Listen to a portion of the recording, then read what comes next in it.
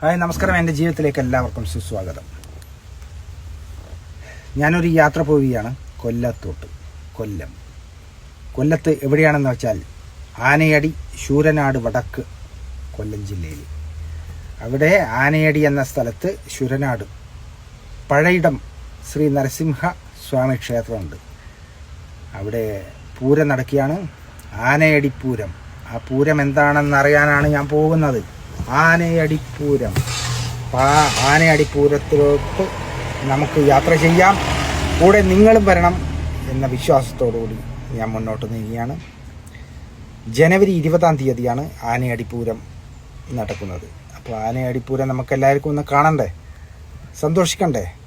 അപ്പം എല്ലാവരും എൻ്റെ കൂടെ വായോ. എൻ്റെ ജീവിതത്തിലേക്ക് സുസ്വാഗതം. നല്ലൊരു ദിവസം നേരുന്നു. Okay, by.